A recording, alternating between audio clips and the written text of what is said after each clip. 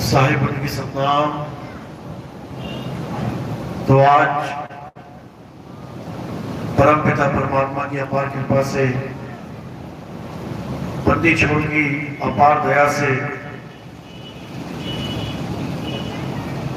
जिला दतिया में इस गांव में ये मूल ज्ञान का प्रचार होने जा रहा है।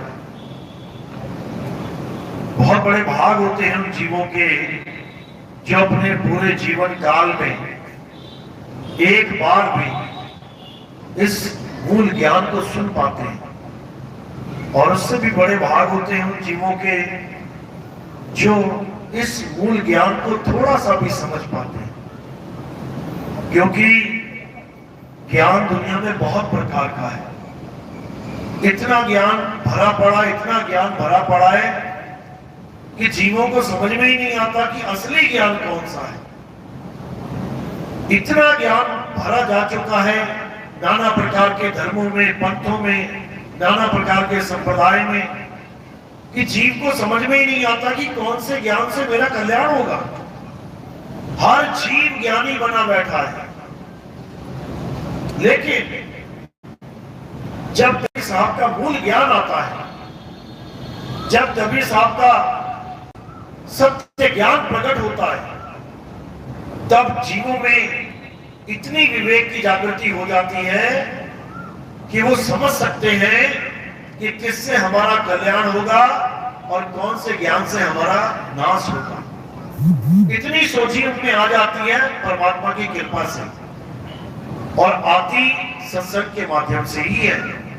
इसीलिए बोला, बिन सत्संग विवेक न होई, और राम कृपा बिन सुलभ न सोई। राम कृपा पीछे रखी गई है और विवेक आगे रखा गया है, वो भी सत्संग के माध्यम से। कृपा सब पे होगी, लेकिन जो विवेकी होंगे वो उस कृपा को समझ सकेंगे, और जो अविवेकी हैं वो इस कृपा को जान ही नहीं पाएंगे। जैसे बारिश सबके लिए होती है, जिसने मटका सीधा रख दिया उसका मटका तो भर जाएगा, और जिसने 100 मटके खरीद के घर में उल्टे रखे हैं, एक बूंद भी पानी नहीं आएगा उसके हिस्से। तो क्या करना है? अब हमने अपना मटका, अपना घड़ा सीधा, क्योंकि अब वो बारिश आने वाली है जिसका जल अगर तुमने भर लिया तो तुम्हारा कल्याण हो जाएगा, और अगर मटका उल्टा ही रखा है तो भाई साहब एक बूंद भी मिलने वाली नहीं है। तो ये ज्ञान किसी इंसान का दिया नहीं है, किसी इंसान का बताया हुआ नहीं है। जो ज्ञान आज आपको समझाया जाएगा, ये परम पिता परमात्मा की बख्शिश है। ये बंदी को सतगुरु कबीर साहब की देन है। ये किसी आम जीव की देन नहीं है कि कोई सोचे जैसे हम जीव वैसे ही कबीर साहब जीव, वो भी ज्ञानी हम भी ज्ञानी। ऐसा नहीं है। आज आपको भेद समझाया जाएगा, एक आम जीव में और एक परमात्मा की लीला में। कबीर साहब इस संसार में आते हैं, आम जीव की तरह नहीं आते। ये एक लीला होती है, परम पिता परमात्मा की बंदी छोड़ की एक लीला होती है। जीवों के कल्याण के लिए ये एक लीला होती है। सोचो, जीवों के कल्याण के लिए, जीव का तो कल्याण करना है, तो कौन करेगा जीव का कल्याण? क्या जीव ही जीव का कल्याण कर सकता है? कभी नहीं। साहिब कह रहे, अरे बंदे को बंधा मिला, छूटे कौन उपाय, और कर सेवा निर्बंध की, तो बल में लेत छुड़ाए। ये जीव ज्ञान नहीं है, ये पीव ज्ञान है। तो आज इसी मूल ज्ञान को अच्छे से समझना है और अपने जीव का कल्याण करना है। तो सत्संग का शुरुआत एक जयकारे से करेंगे और फिर सत्संग शुरू करेंगे। बोलिए परमपिता परमात्मा की, सतगुरु बंदी छोड़ कबीर साहिब की, सभी संतों की, सभी भक्तों की, सतगुरु मदनपति साहिब की, सतगुरु गुलमपति साहेब की, दीवान ज्वालापति साहेब की, सतगुरु राम सेवक साहेब की, सतगुरु वैरागपति साहेब की, कलीनपुर धाम की, पंडाल में आए सभी भक्तों की, इनके माता पिता, इनके गुरुदेव की, इस गांव नगर बस्ती की, आज के आनंद की, सकल हंस को बंदगी, साहेब बंदगी सतनाम। तो कबीर साहब इस धरातल पे आते हैं जीवों का कल्याण करने के लिए, जीवों का कल्याण। क्यों? क्योंकि जीव बेचारा बंधन में पड़ा हुआ है। कौन से बंधन में? जड़ चेतन के बंधन में। ये जड़ और चेतन का जो बंधन लगा हुआ है, इसमें सदा सदा से ये जीव उलझा पड़ा हुआ है, ये छूट ही नहीं पा रहा है। कारण क्या है? क्योंकि इसको छुड़ाने वाला कोई आया ही नहीं, फंसा पड़ा था। लेकिन परमात्मा की अपार कृपा हुई और उन्होंने एक लीला रची। कैसी लीला? उन्होंने अपनी एक सूरत को इस धरातल पे भेजा, जिसे आज नौतम सूरत के नाम से जाना जाता है। ज्ञान पुतली में भी आता है, नौतम रूप साहिब को रूपा। गाते तो खूब है, लेकिन जानते नहीं है कि आखिर ये है क्या। इसीलिए कबीर साहब को भी एक आम जीव समझ लिया जाता है कि कबीर साहब भी आए थे मां के गर्भ में, किसी विधवा ब्राह्मणी के गर्भ से आए थे। क्यों? अज्ञानी जीव है, इसकी बुद्धि जीव स्तर से ऊपर जा ही नहीं सकती। ये खुद को और नौतम साहिब को एक मानने की गलती कर बैठता है। ये सोचता है जैसे मैं आया हूं उल्टा लटक के, वैसे ही कबीर साहब भी आए होंगे उल्टा लटक के। जो मैं खाता हूं पीता हूं, वही कबीर साहब भी खाते पीते होंगे। इसी प्रकार की भावना लेके ये कबीर साहब को आम जीव समझ लेता है, जबकि ये घोर अज्ञान है। कबीर साहब जब इस धरातल पे आते हैं तो वो किसी माँ और बाप के मिलन से नहीं आते, किसी माँ के गर्भ से नहीं आते। कबीर साहब पहली बात तो जन्म लेते ही नहीं है, वो प्रकट होते हैं। इसीलिए कबीर प्रकट दिवस मनाया जाता है। कबीर जन्म दिहाड़ा नहीं मनाया जाता, प्रकट दिवस। अब जो प्रकट हुआ है वो गुप्त भी होगा, क्योंकि प्रकट का विलोमार्थक शब्द क्या है? गुप्त होना। जन्मने का विलोमार्थक शब्द क्या है? मरना। अगर जन्म लोगे तो पक्का मरोगे, और कोई प्रकट होगा तो केवल गुप्त होगा। जैसे सुबह सुबह सूरज प्रकट हो जाता है और शाम को तुम्हारी आंखों के सामने देखते देखते देखते गुप्त हो जाता है, मर नहीं जाता, जन्म लेके नहीं आता सुबह सुबह। ये गुप्त और प्रकट लीला है। साहिब समझा रहे हैं कि जीव शिव सब प्रगटे, जन्मे नहीं प्रगटे। जीव भी प्रकट होता है, जन्म नहीं लेता जीव। जन्म कौन लेता है? शरीर। जीव तो शरीर धारण करता है मां के गर्भ में, लेकिन भूल बैठता है कि मैं क्या हूं, और अपने आप को वो जड़ शरीर मान बैठता है। यही अज्ञान है, यही अज्ञान है। तो कहते हैं जीव शिव सब प्रगटे और वह ठाकुर वह दास, कबीर और जाने नहीं एक राम नाम की आस। एक ही दोहे में तीनों अवस्थाओं का ज्ञान है, जीव अवस्था, शिव अवस्था और पीर अवस्था। पीर यानी कबीर और जाने नहीं एक राम नाम की आस। अब ये राम नाम क्या है? ये कोई मंत्र नहीं है कि राम राम मंत्र की आस लग गई है। राम नाम उस परम सत्ता का नाम है जो सत्य है। जिसके लिए कहा जाता है राम नाम सत्य है, वो है परम तत्व। और ये जीव ये बंधन में है, बेचारा है, बहु बंधन में बांधिया एक बेचारा जीव। ये जीव पुरुष नहीं है, इसको कोई पुरुष मान ले।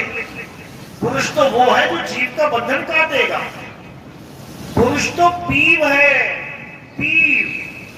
तो कहते हैं बहुबंधन में बांधिया एक बेचारा जीव, और केवल छूटे आपने जो न छुड़ाए पीव।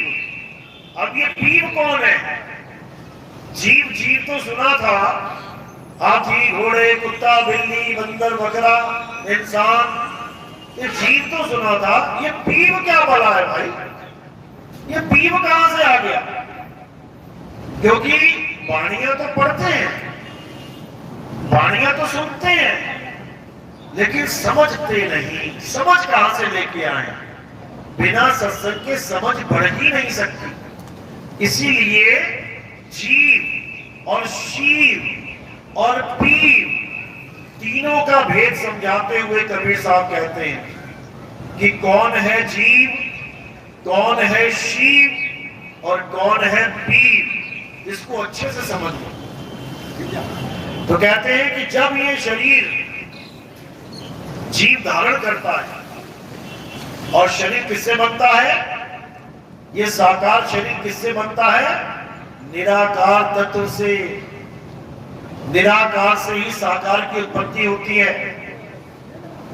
निराकार यानी ये आकाश तत्व इतना सूक्ष्म तत्व है, इतना सूक्ष्म तत्व है कि खुली आंखों से दिखता भी नहीं है। ये इसको भी विवेक के द्वारा समझना पड़ता है।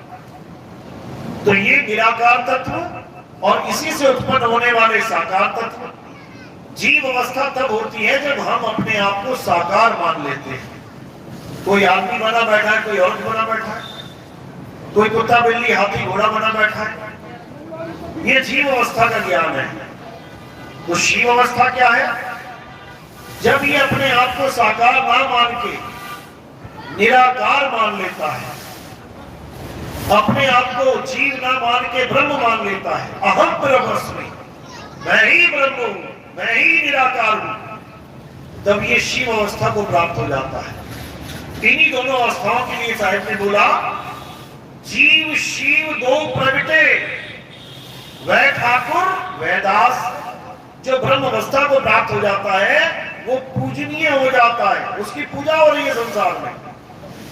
देखो ऋषि मुनियों के आश्रम देखो क्या लिखा है?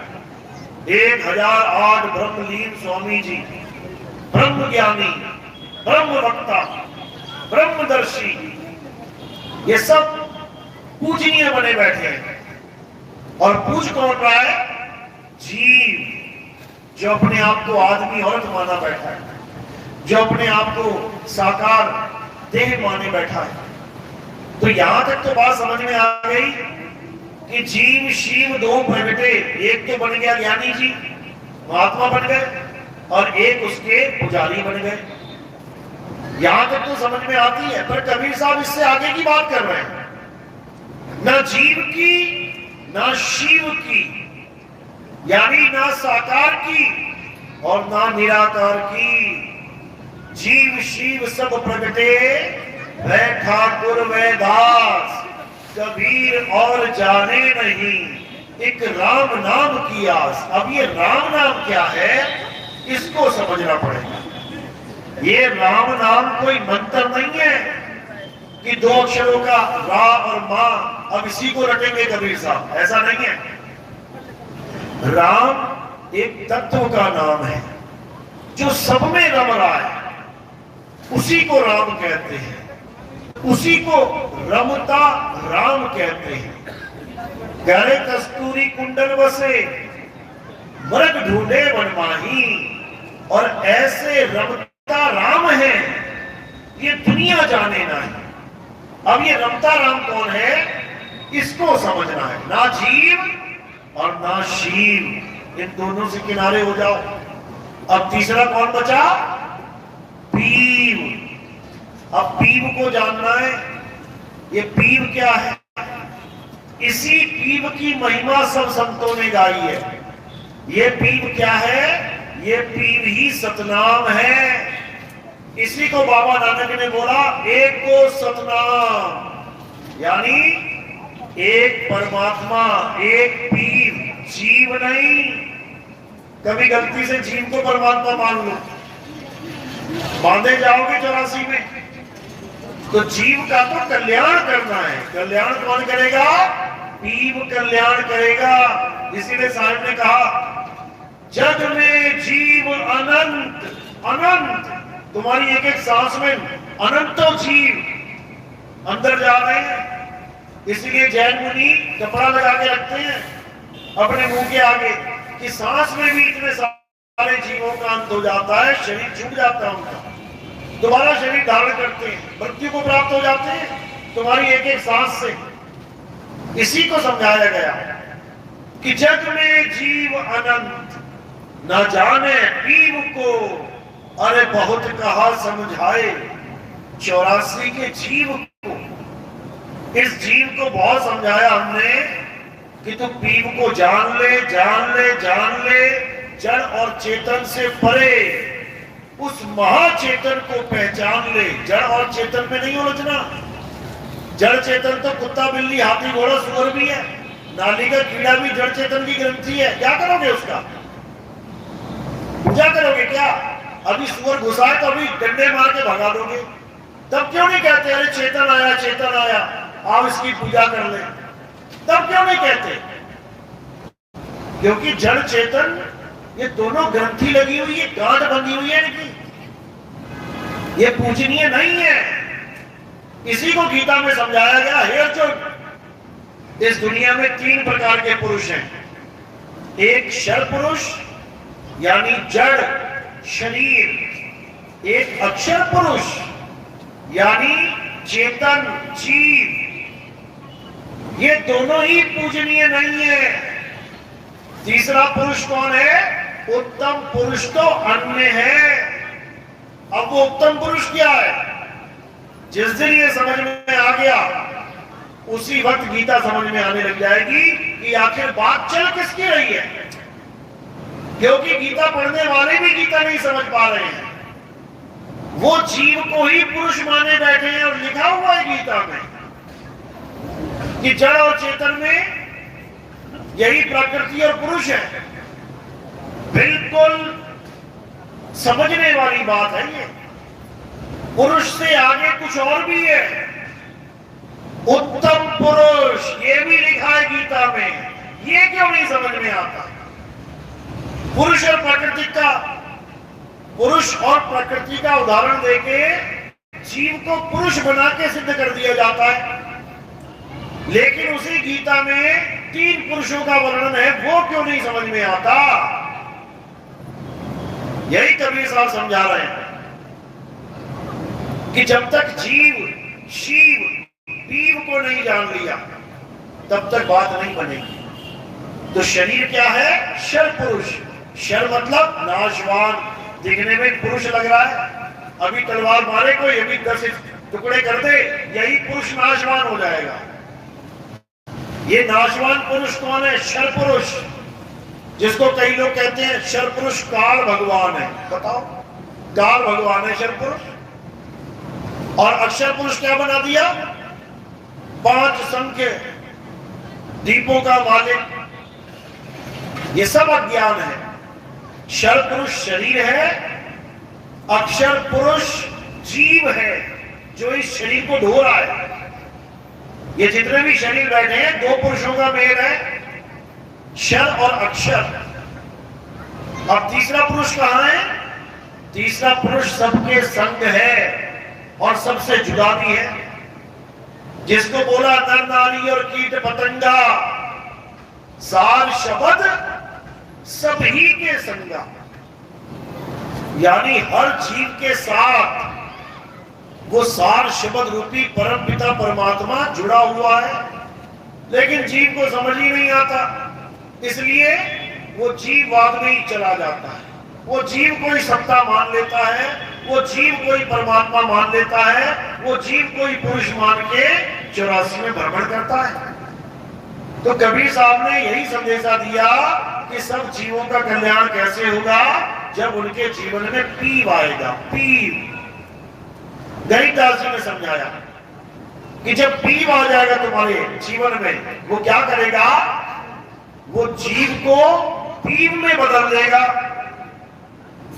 जैसे अज्ञानी के जीवन में अगर कोई ज्ञानी पुरुष आ जाए तो वो क्या करेगा, वो उस अज्ञानी को ज्ञानी में बदल देगा, वो ज्ञानी पुरुष कहलाने लग जाएगा।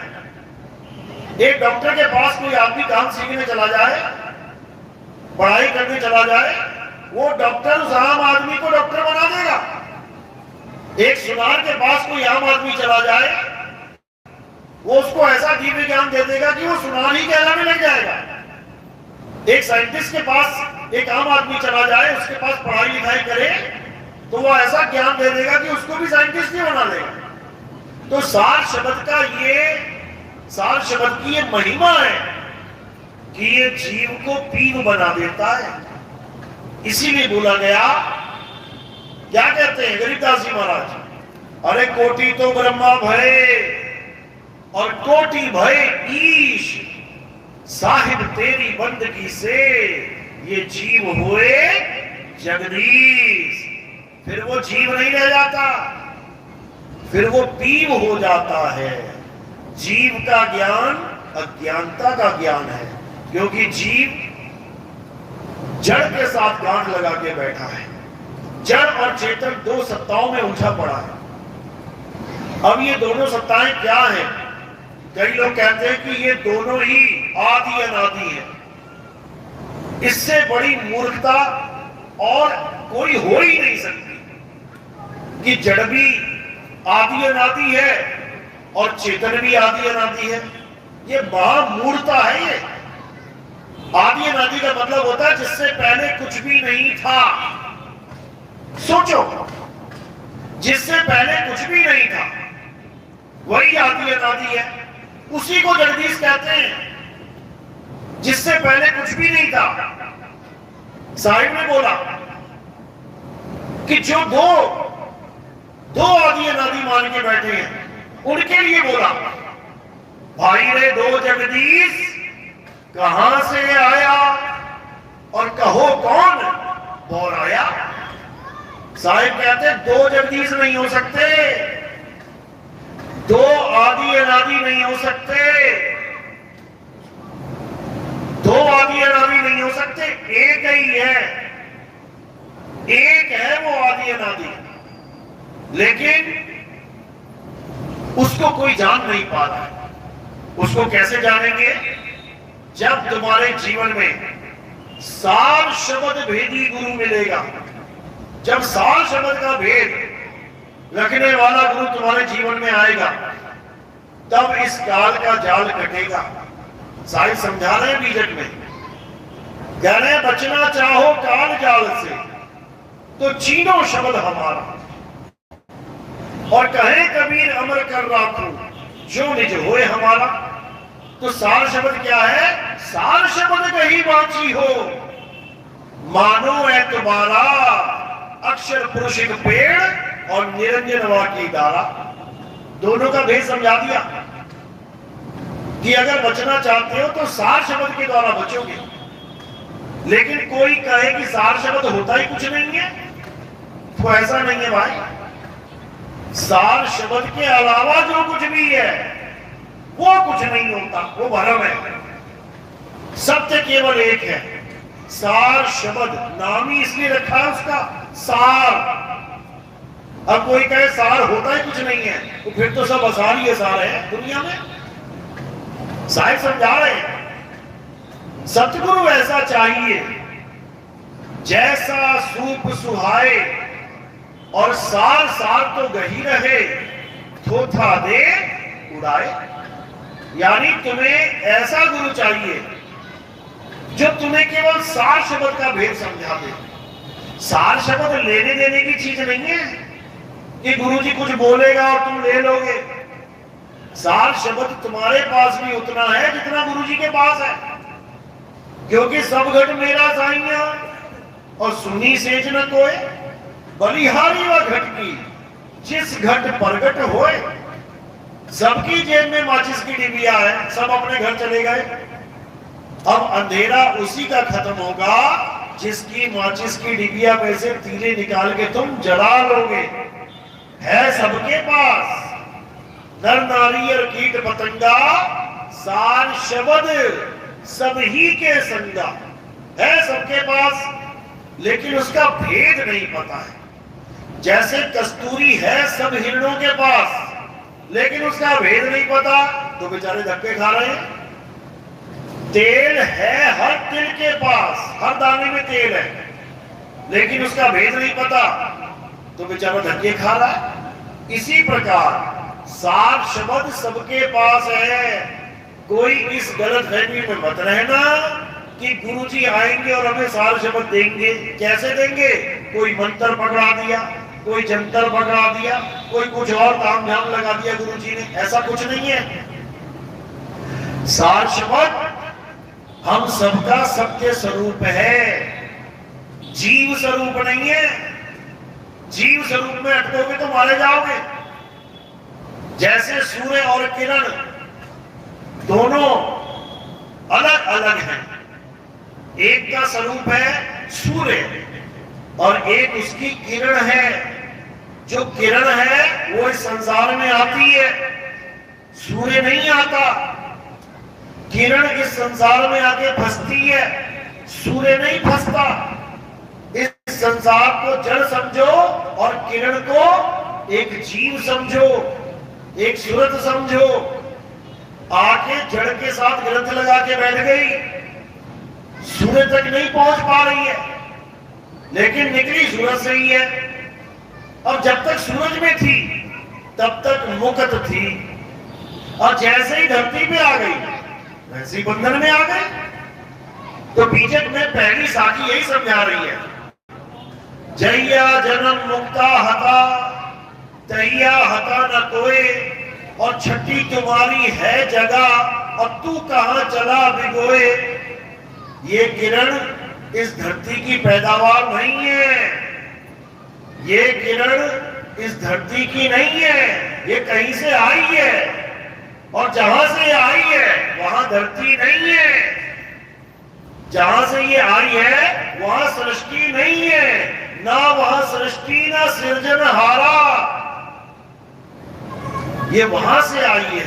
इसलिए साहिब ने कहा, आए हो तुम कहां से, इस जड़ संसार में कहां से आ गए तुम, और जाना तुम्हें कहां है। इतना बस विचार लो, हो गया भजन, मन की तरंग मार लो, हो गया भजन। यही समझा रहे हैं कि जब ये जड़ तत्व नहीं थे तब तू मुक्त था, और जैसे ही जड़ तत्वों में अटक गया, अब ये कैसे प्रकट हुए। जड़ तत्व यही सबसे बड़ा गुप्त भेद है, यही सदगुरु के चाबी हाथ में है। यही ज्ञान सदगुरु देता है कि ये जड़ तत्व पैदा हुए तो हुए कैसे। क्योंकि जब तक तुम्हें यही नहीं पता कि गांठ लगी तो लगी कैसे, तो छुड़वाओगे खाक, कभी नहीं छुड़वा सकते। जब तक तुम्हें यही नहीं पता कि सृष्टि बनी तो बनी कैसे, तुम कहां सृष्टि से मुक्ति दिलवा पाओगे। तो ये सृष्टि बनती है और बिगड़ती भी है, लेकिन ये जीव सृष्टि बनने से पहले अपने सत्य स्वरूप में रहता है। उस सत्य स्वरूप को भूलता है और जाता है सृष्टि में, खुद ही बनाता हुआ जाता है। कैसे बनाता है ये सपने में भी नहीं सोच सकता कोई, कि ये सूरज कैसे बना होगा, ये इतनी बड़ी धरती कैसे बनी होगी, ये चांद सितारे कैसे बने होंगे, ये वायु अग्नि कैसे बनी होगी। सब कुछ बना है, लेकिन ये बनता कैसे है ये किसी को नहीं पता। इसी का भेद समझाया जाता है कि कैसे बना और कैसे बिगड़ेगा। जिसको ये भेद नहीं पता, भले सारी उम्र गुरु गुरु गुरु करता रहे, सारी दुनिया के गुरु उदाहरण कर दे, इसकी कभी मुक्ति नहीं हो सकती। क्यों? क्योंकि इसको पता ही नहीं है इसने सृष्टि बनाई कैसे है, तो खत्म कैसे करेगा? कभी नहीं कर सकता। लेकिन जब वेदी गुरु की शरण में आता है तब इसको हर चीज समझ में आ जाती है कि सृष्टि कैसे बनी है और बनाने वाला सृजनहार कौन है, वो सब समझ जाता है। और फिर क्या करता है, फिर सृष्टि खत्म कैसे करनी है ये भी जान जाता है, तभी तो खत्म करेगा।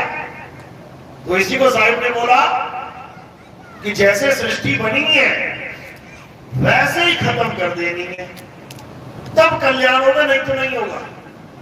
कि तू कहे भगवानों के नाम जपूंगा, ऐसा करूंगा वैसा करूंगा, तो कल्याण किसी का नहीं होने वाला। इसी दुनिया में जन्मना मरना पड़ेगा, बार बार आना जाना पड़ेगा, कोई बचने वाला नहीं है। तो यही गुप्त भेद बताने के लिए कबीर साहब इस धरातल पे आते हैं कि हंसा तू तो सबल था, अब हो गया दुर्बल, अब बना बैठा सृष्टि, अब फंस गया,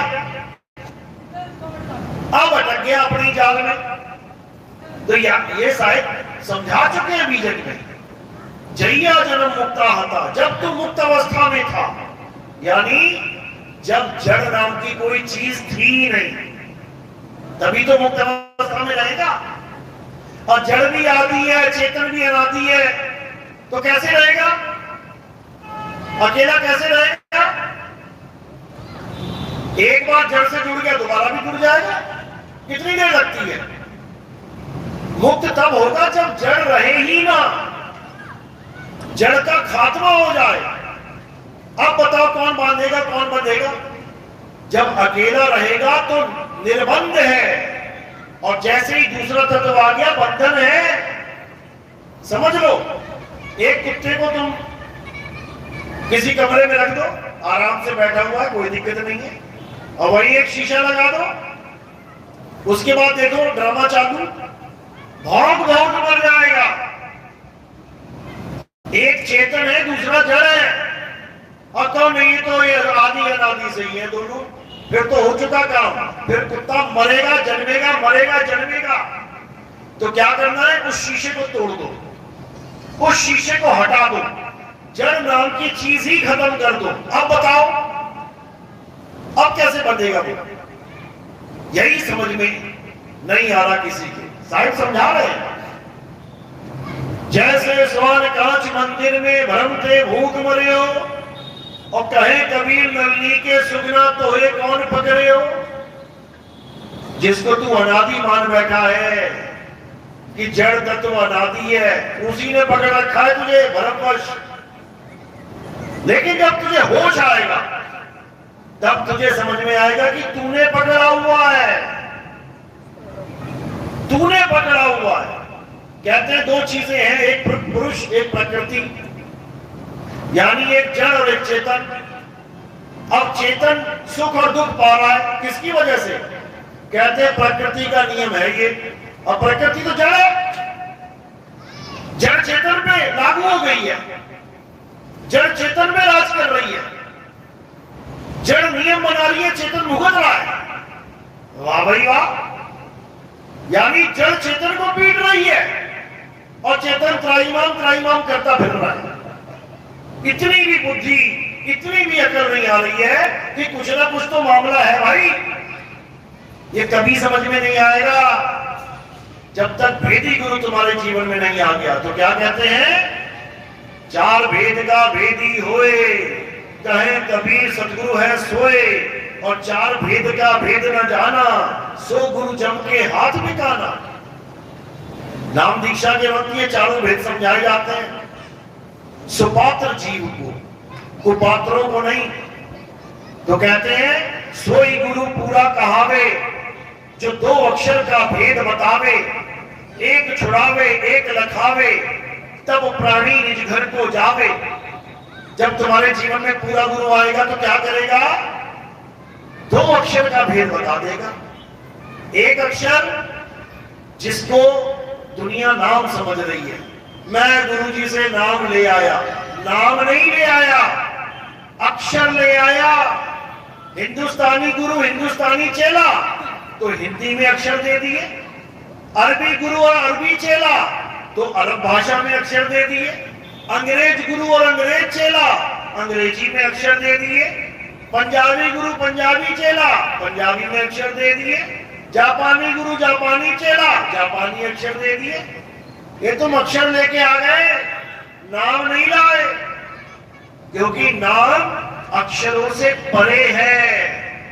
नाम आदि अनादि है, नाम सत्य स्वरूप है, जिसको साहिब ने समझाया, संतो अविगत से चला आया, कोई मेरा भेद मरम ना पाया, अनाहम लीना गर्भ बसेरा, बालक होए दिखलाया, संतो अविगत से चला आया।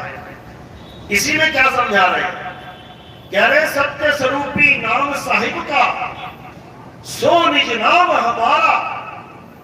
जो मेरा नाम है, जो मेरा असली नाम है, एक तो नकली नाम है। नकली नाम कौन सा है? जो भाषाओं में आ जाता है, हिंदी का, पंजाबी का, उर्दू का, अरबी का। नकली नामों में क्या आता है? 4 युगों के 4 नाम बताए। सतयुग में सतसुकृत नामा, त्रेता में मुनिंद्र नामा, द्वापर में, त्रेता में मुनिंद्र, द्वापर में करुणामय नामा, और कलयुग में कबीर नामा।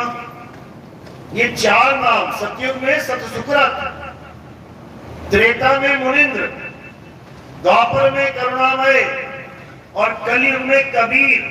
ये जो नाम साहिब में रखे हैं अपने, ये सब नकली नाम है, ये 52 अक्षरी नाम है। ये सब इंसानों के द्वारा बनाए हुए अक्षरों के नाम हैं। इंसानों ने अक्षरों की खोज करी। हिंदुस्तान में आ ई का खा गा, इंग्लैंड में A B C D E F G, अरब देश में अलिफ बे ते पे, अलग अलग देशों में अलग अलग भाषाओं के अक्षरों के खोजे गए। लेकिन कोई कहे कि ये असली नाम है, असली नाम नहीं है, ये सत्य नाम नहीं है, असत्य नाम है। लेकिन कबीर साहब ने डंका सत्य नाम का बजाया है। कबीर साहब ने महिमा सत्य नाम की गाई और क्या समझाया? अरे सत्य नाम कोई नाम नहीं, ये है आपन रूप, और जो जाने इस भेद को पावे आप स्वरूप। जीव स्वरूप की बात नहीं है ये आत्म स्वरूप की बात है। जीव स्वरूप को सत्य मत मान लेना, ये आत्म स्वरूप की महिमा है। जीव स्वरूप आता जाता है, आत्म स्वरूप आता जाता नहीं है। जीव हमेशा चलता है, आत्मा कभी चलती नहीं है, इसीलिए इसको अचल आत्मा कहा जाता है। अचल। इसी को कबीर साहब ने क्या बोला? आवे ना जावे, जन्मे नहीं मरे, सो निज पीव। जीव नहीं बोला कि सो निज जीव, क्या बोला? सो निज पीव हमारा हो। लेकिन ये जीववादी कभी समझ नहीं सकते। ये जीव जीव जीव जीव करते ही दुनिया से निकल जाएंगे और कहने को निकलेंगे ये फिर वापस आएंगे जीव बन के, क्योंकि इनको पीव का बोध कभी हो ही नहीं सकता। और जब तक तुम्हारे जीवन में पीव नहीं आ गया, तब तक तुम बंधन मुक्त नहीं हो सकते। इसीलिए बोला बंधे को बंधा मिला, यानी जीवई गुरु और जीवई चेला, दोनों नरक में ठेलम ठेला। जीवई गुरु बना बैठा है और जीवई चेला बना बैठा है। जीव भी 9 महीना उल्टा लटक के आया है और इधर गुरु जी भी 9 महीना उल्टा लटक के आया है। कौन किसको बचाएगा? जीव की भी ग्रंथि लगी पड़ी है जड़ की, चेतन की, और गुरु जी की भी ग्रंथि लगी पड़ी है जड़ और चेतन की, तो कौन बचाएगा? कोई बचाने वाला नहीं, दोनों की हालत खराब होने वाली है। तो यहां जीव की पूजा नहीं है मेरे भाई। यहां साहिब ने बिल्कुल क्लियर कर दिया, आवे ना जावे, जन्मे नहीं मरे, सो निज पीव हमारा हो। हम तो पीव की महिमा गाते हैं, जीव को तो समझाते हैं, जीव को तो समझना है, समझाने वाला पीव है। तो यही कबीर साहब ने जब ज्ञान समझाया तो लोगों ने उनका विरोध किया। लोगों ने कहा कि भाई ये कौन सा ज्ञान ले आए तुम, ये तो कभी हमने सुना ही नहीं, हमने तो बस पुरुष और प्रकृति का ही ज्ञान जाना था। तो भाई ये पुरुष से भी आगे उत्तम पुरुष की महिमा है ये। तो इसी को कबीर साहब ने इस संसार में, इस जगत में इस ज्ञान को फैलाया। हमारे गुरु प्रथम आचार्य मदन साहिब को जब कबीर साहब मिले, कबीर साहब एक ऐसे गुरु हैं जो सबको मिलते हैं, ऐसा कोई नहीं जिसे नहीं मिले। मिलने के दो तरीके हैं उनके, एक तो है साकार सृष्टि में आके साकार रूप धारण कर लेना, जैसे बाबा नानक को मिले जिंदा बाबा के रूप में, गरीबदास जी महाराज को मिले, धर्मदास जी को मिले, दादू जी को मिले, मीराबाई को मिले, रविदास जी को मिले, एक गुरु रूप में। एक तो ये रूप है कबीर साहब, मदन साहिब को मिले गुरु रूप में, और एक शब्द रूप में मिलते हैं। शब्द रूप में कैसे मिलते हैं? ये जो सत्संग चल रहा है ना पीव का, ये तुम्हें शब्द रूप में मिल रहे हैं। और अगर तुमने शब्द रूप में इनको समझ लिया तो साकार रूप में मिलने की जरूरत नहीं पड़ेगी उनको। समझ लो, ये दो रूप हैं उनके। एक तो साकार, जब उन्होंने पंथ चलाना होता है तब वो किसी को भी साकार सृष्टि में साकार रूप धारण करके मिल लेते हैं। जैसे धर्मदास जी को मिले और क्या बोला कि बेटा पंथ चलाओ, गरीबदास जी को मिले बोले बेटा पंथ चलाओ, नानक जी को मिले बोले पंथ चलाओ, ऐसे मदन साहिब को मिले बोले पंथ चलाओ। तो हमारा जो पंथ है, पंथ का मतलब समझ लो क्या होता है। पंथ के दो मतलब होते हैं। एक पंथ का मतलब होता है गुटबाजी, कि ये कौन खड़े हैं, अरे ये सब रविदास पंथ के हैं, ये फलाना पंथ के हैं, ये नानक साहब के पंथ के हैं। एक होता है गुटबाजी, यानी ज्यादा लोगों का एक समूह बन जाए वो पंथी हो जाते हैं। और एक पंथ का मतलब होता है रास्ते पे चलने वाला। पंथ और पंथी, पंथ बेचारा क्या करे, पंथी ना चले विचार, अपना मार्ग छोड़ के फिरे गुजार गुजार। एक होता है गुटबाजी, यानी अपने आप को किसी पंथ में जोड़ देना लेकिन उसके कहे पे ना चलना। और एक होता है किसी के कहे, किसी के बताए मार्ग पे चलना।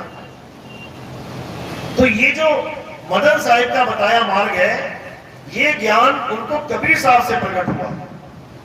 कबीर साहब मदन साहब को जब मिले तब उन्होंने मदन साहिब को क्या बोला कि मदन, ये जो गुप्त, ये जो पंथ अब चलने वाला है ये गुप्त पंथ है।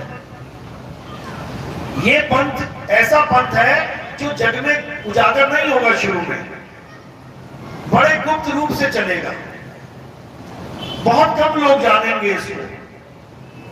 लेकिन जब ये चलेगा तो ये पूरे संसार में सत्य का परचम लहराएगा। ये वाणी मदन साहिब और कबीर साहब की वार्तालाप अभिनंदन ग्रंथ में मिलेगी। जो बढ़िया गद्दी से जुड़े हैं या बीरापुर गद्दी से जुड़े हैं या मदन साहिब की किसी भी गद्दी से जुड़े हैं, ये ग्रंथ उन तक कभी पहुंचने ही नहीं दिया गया। आज आप मदन साहिब के पंथ से जुड़े किसी भी महात्मा से पूछोगे, A to Z महात्मा, क्योंकि महात्मा बनने का कीड़ा सबको लगा हुआ, हम महात्मा बन जाए, हम लिंगोटी पहन लें। लेकिन जब आप उनसे पूछोगे कि क्या मदन साहिब को कबीर साहब मिले थे, तो बिल्कुल कहेंगे हाँ मिले थे जी। अब इनसे पूछो कि बोला क्या उन्होंने, बात क्या हुई, ये कहां दर्ज है वाणी। गरीबदास जी को मिले, पूरा ग्रंथ दर्ज है। नानक साहब को मिले, ग्रंथ दर्ज है। धर्मदास जी को मिले, ग्रंथ दर्ज है, वाणी दर्ज है, क्या क्या बातें हुई सब पता है। मदन साहिब को मिले तो क्या बातें हुई, कहां दर्ज है, किसी को नहीं पता, क्योंकि किसी को हवा लगने ही नहीं दी कबीर साहब ने। वरना इस ग्रंथ में भी मिलावट हो जाती। इसलिए इस ग्रंथ को बिल्कुल सेफ रख दिया गया। इस ग्रंथ का क्या नाम है? अभिनंदन ग्रंथ। इस ग्रंथ का नाम ये नहीं है कि कबीर वाणी या कबीर शब्दावली या कबीर ज्ञान, ये नहीं है। इस ग्रंथ का नाम रखा गया अभिनंदन। अभिनंदन का मतलब क्या होता है? क्या होता है? अभिनंदन का मतलब होता है ग्रैंड वेलकम, यानी हम स्वागत करते हैं, वेलकम करते हैं, अभिनंदन करते हैं। किसका? किसका अभिनंदन करते हैं? ये उस ग्रंथ में दर्ज है, लेकिन किसी के समझ में नहीं आने वाला। इसलिए इस ग्रंथ को एक बार छपवाया गया, केवल आज तक केवल एक बार। वो भी कब? 1986 में केवल एक बार छपवाया गया। उसके बाद इस ग्रंथ को कभी छपवाया ही नहीं गया, क्योंकि किसी के समझ में नहीं आया। जिन्होंने पढ़ा उनके समझ में नहीं आई बात। उस ग्रंथ में क्या वाणी दर्ज है? क्योंकि आपको पता है कि अब जो समय चल रहा है ये बहुत खतरनाक समय है। ये इतना खतरनाक समय है कि यहां पर कभी भी कुछ भी हो सकता है। यहां परमाणु युद्ध हो सकता है। अभी थोड़ी सी बात बिगड़ जाए, अभी तो गैस सिलेंडरों के लाले पड़ गए थे, अभी तो कितने होटल बंद हो गए। कहते हैं हमारे देश में युद्ध थोड़ी नहीं हो रहा है, युद्ध तो कहीं और हो रहा है। युद्ध कहीं और हो रहा है, लाइनों में तुम लगे हुए हो। युद्ध कहीं और हो रहा है और मारामारी तुम्हारे यहां चल रही है। अभी तुम्हें नहीं पता कि बिना बटन दबाए ये हाल हो गया तुम्हारा। अगर एक ही बटन दब गया, किसका? परमाणु बम का, उसके बाद ये जितने देश तुम्हें दिख रहे हैं ना खुशहाल, यहां पे हाहाकार मच जाएगा। ऐसी दुर्गति हो जाएगी कि पूरी दुनिया खत्म हो जाएगी।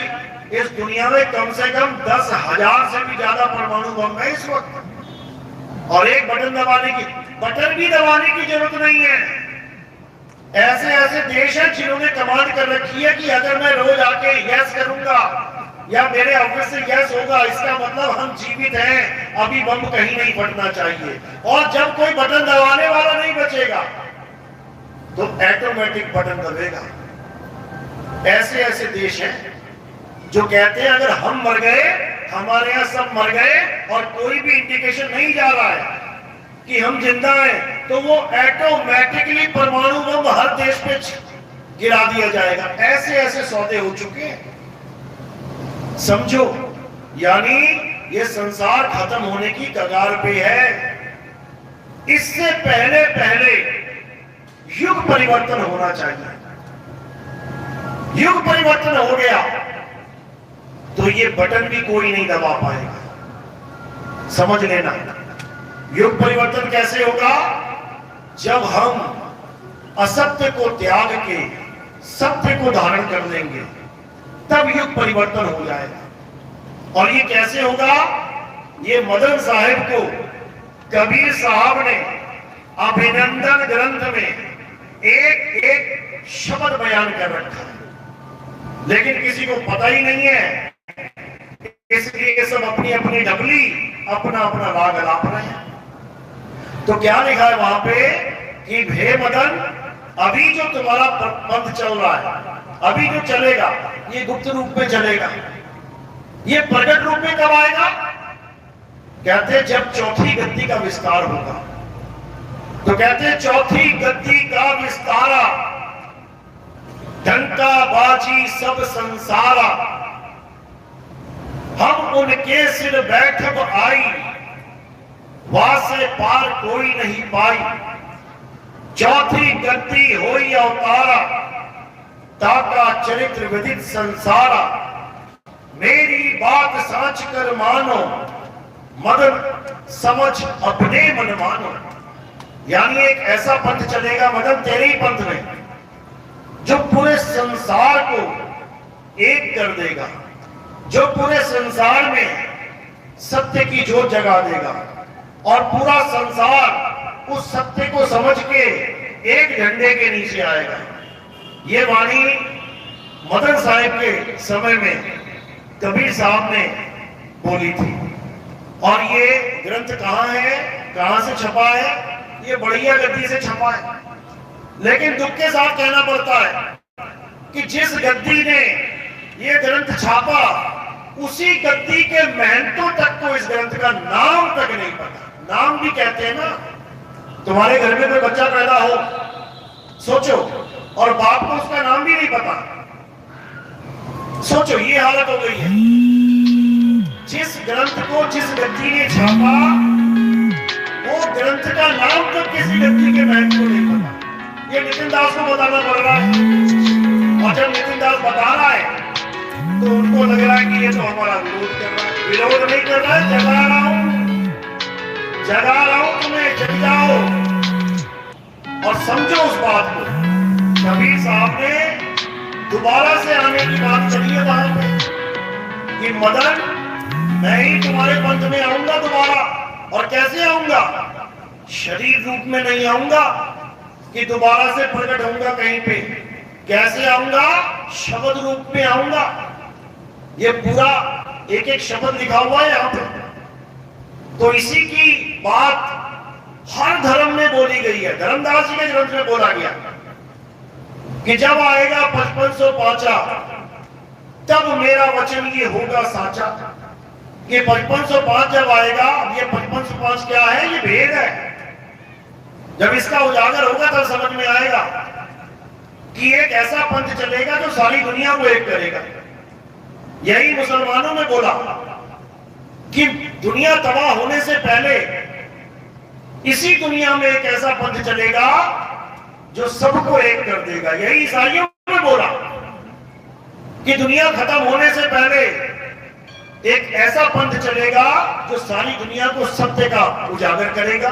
यही हमारे धर्म में, हिंदू धर्म में बोला कि सारे अवतार खत्म हो जाएंगे, एक आखिरी बचेगा। उसको कल्कि अवतार बोल दिया। उसी को कई संतों ने, गरीबदास जी महाराज ने या अन्य संतों ने निही कलंक अवतार बोला। निही कलंक अवतार मतलब जिसपे कोई कलंक ना लगा सके। किस पे कलंक नहीं लग सकता? शुद्ध आत्मा पे कलंक नहीं लग सकता। शुद्ध आत्मा पे, यानी एक ऐसा ज्ञान चलेगा जो शुद्ध आत्मा का ज्ञान होगा, जीव आत्मा का नहीं। उसी को कल्कि अवतार यानी आखिरी अवतार बताया गया कि जो शुद्ध आत्मा का यानी परम पुरुष का ज्ञान चलेगा, वही सारी दुनिया को सनातनी बना देगा। सनातनी का मतलब ये नहीं कि तुम राम जी का झंडा उठा के चल पड़ोगे। सनातनी का मतलब है जो सत्य को जान लेता है वही सनातनी होता है। अध्याय 2 24वां श्लोक। हे अर्जुन, ये आत्मा अछेद्य है, अशोष्य है, अदा है। ये आत्मा अचल है। चलने वाली आत्मा की जिक्र नहीं चल रही है यहां पे। ये आत्मा अचल है। इसी अचल आत्मा को जानने वाला सत्य सनातनी कहलाता है। सत्य सनातनी कभी चलने वाली यानी जीव की पूजा नहीं करेगा। सत्य सनातनी हमेशा उस अचल आत्मा यानी परमात्मा का जिक्र करेगा और यही पूरे विश्व को उस सत्य तक पहुंचाएगा। तो ये जो ज्ञान है कबीर साहब का, ये जो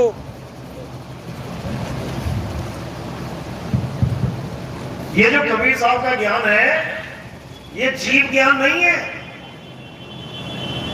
ये पीव ज्ञान है। पीव,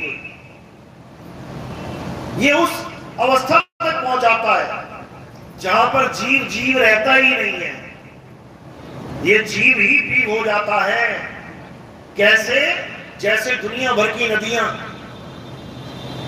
तब तक कहलाती हैं जब तक जड़ के साथ यानी मिट्टी के साथ जुड़ी हुई है। नदियां कहां चल रही हैं? मिट्टी पे। आप देखो, गंगा नदी चली, मिट्टी पे आ रही है, मिट्टी से होती अलग अलग शहरों में जा रही है। यानी जब तक मिट्टी के साथ इसका जोड़ रहेगा तब तक ये गंगा जमुना कहलाती रहेंगी। और जब ये मिट्टी को छोड़ के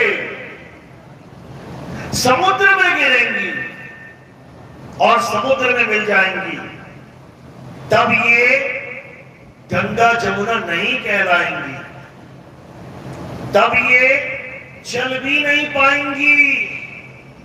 गंगा जमुना चलती हैं एक शहर से दूसरे शहर में, और जब यही समुद्र में मिल जाती हैं तो ये अचल हो जाती हैं। अचल तो जीव क्या है? चलने वाली आत्मा को जीवात्मा कहते हैं, और परमात्मा क्या है? अचल आत्मा को परमात्मा कहते हैं। बस इन दोनों का भेद जिसको समझ में आ जाता है उसको पता लग जाता है कि मेरी मुक्ति कैसे होगी। वो फिर इस बंधन में नहीं रहता, इस काया माया के बंधन में नहीं रहता। वो कभी इस जड़ दुनिया को अनादि नहीं मानता, आदि अनादि नहीं मानता। ये जगत तो एक सपने की तरह है, सपना है ये। सपना कभी आदि अनादि नहीं होता है, सपना रोज बदल जाता है, रोज। इसी प्रकार ये सृष्टि रोज बदलती है, रोज। जितनी बार कोई सपना देखे दृश्य बदलता रहता है। उसी प्रकार जितनी बार ये जीव इस संसार में आता है ये इन्हीं दृश्यों को पैदा करके इसमें भ्रमित होता है। तो कबीर साहब ने इसी जीव और इसी जड़ ज्ञान से परे पीव का ज्ञान देकर हम सब पर दया करी, हम सबको बंधन मुक्त किया, हम सब पर अति कृपा हुई। तब जाके समझो कि ये सत्य ज्ञान हम तक पहुंचा। तो निरंजन ग्रंथ है, उसमें हर चीज बता रहे और ज्ञान इसको अच्छे से। तो ये बताने का उद्देश्य यही है कि इतने गुरु बन बैठे हैं, लेकिन कोई अपने मूल ग्रंथ को ही नहीं जानता। मूल ग्रंथ का मतलब क्या होता है? जड़, यानी जहां से पेड़ की जड़ की शुरुआत है वही अज्ञान आ जाए, यानी जड़ में कीड़ा लग जाए तो सारा पेड़ खराब हो जाता है। हमारे पंथ के जड़ में ही कीड़ा लग गया है। क्यों? क्योंकि जो कबीर और मदन साहब की वार्तालाप है वही हमसे छुपा ली गई, वही हमें नहीं बताई गई। और देख तेरी को साधु पे साधु, देख तेरी को लंगोटी पे लंगोटी बांटने में लगे हुए। ला 1 लाख रुपया ले तू लंगोटी ले ले, ला तू 50,000 दे तू लंगोटी ले तू 70,000 दे तू लंगोटी ले ले। किसी ने अपना आश्रम बना लिया, अपने खेत में अपने घर का आश्रम बना लिया। अच्छा आश्रम बना लिया, ले लंगोटी ले। यहां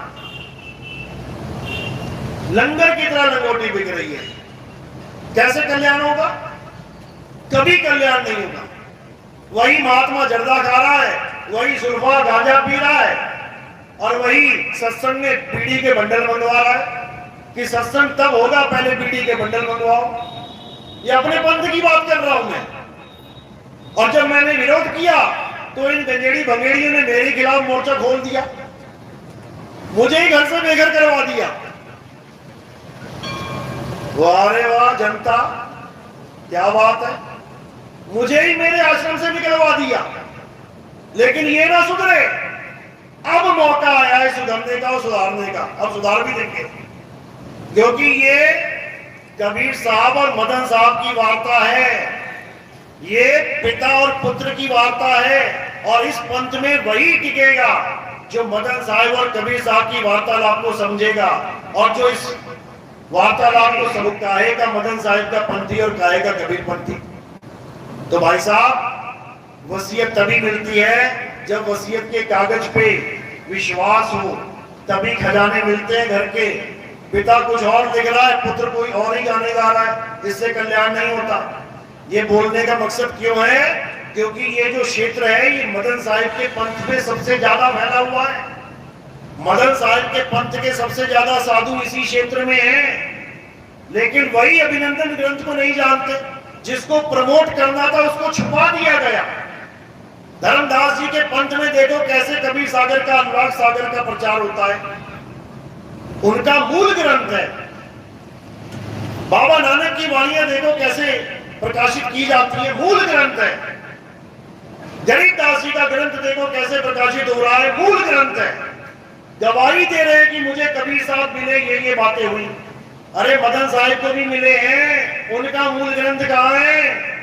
शर्म करो, मदन साहिब का मूल ग्रंथ छुपा दिया, दोबारा कभी जीवन में प्रचार भी नहीं हुआ उसका। लेकिन ये भी होना जरूरी था, क्योंकि ये काम नितिन दास को सौंपा गया है और ये ग्रंथ बहुत जल्दी पूरा छप के तैयार होगा। वैसे तो मैंने ऐड कर दिया है जो मेन चीजें हैं हर हर गीता घर घर गीता में, लेकिन ये पूरा मूल ग्रंथ बहुत जल्दी प्रकाशित किया जाएगा और घर घर में इस सत्य का डंका बजेगा। बोलिए परमपिता परमात्मा की सदा ही जय हो। साहिब बन की सतनाम। क्योंकि समय की कमी है, मैंने भी आगे निकलना है। अगला प्रोग्राम लखीमपुर में है कल का, तो उससे निकलेंगे तभी पहुंचेंगे। तो अब आरती का समय है, आरती कैसे करनी है समझ लो।